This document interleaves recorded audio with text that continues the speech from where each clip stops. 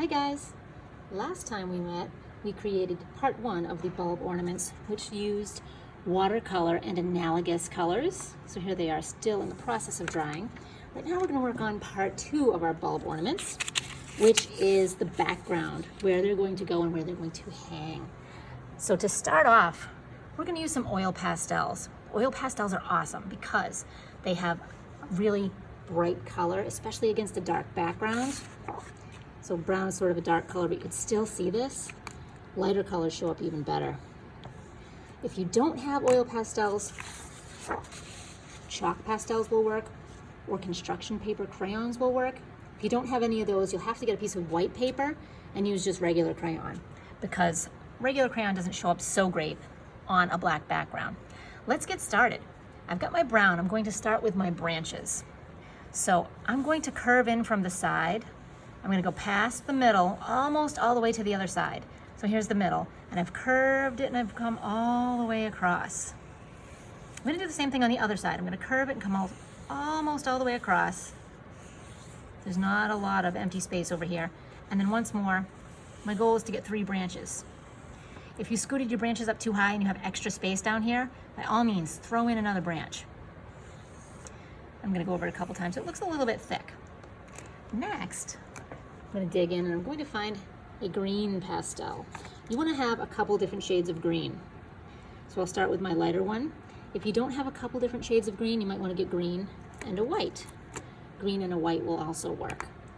Because we're looking for depth. We're trying to add lots of different colors to the picture to make it look a little bit more interesting, but also to make it look like it's coming out at you, like a realistic picture would. So, starting with my green crayon, I am going to make a series of parallel lines. Parallel lines are lines that never cross, right? And I'm making them at an angle. So I just boom, boom, boom, boom, boom, banged them out. Same thing on the other side. There's sort of an angle. Go with an angle this side, if you can get that angle in there. If you've ever looked at a pine tree close up, you'll see that the branches aren't always sticking straight away from each other. There's a little bit of an angle, or an arrow, if you will. Check that out. If it makes it easier for you, you could do arrow shape. Actually, I want it to go the other way though. Sorry. All right, so here we go again. Other side.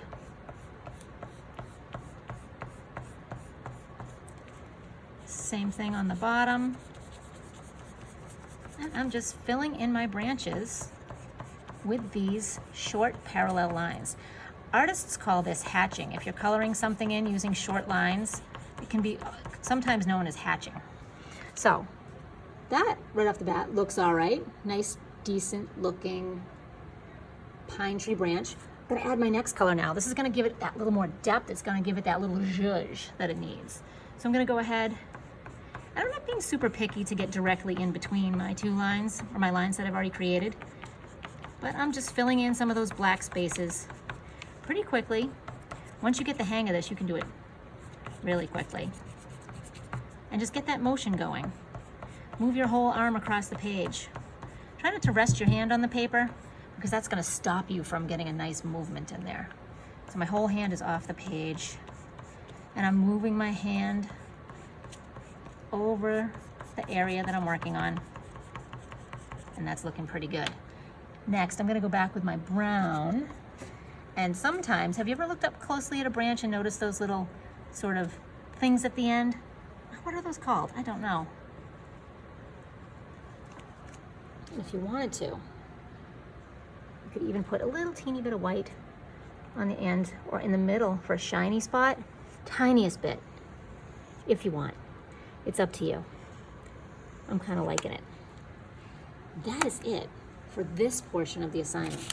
This is our background.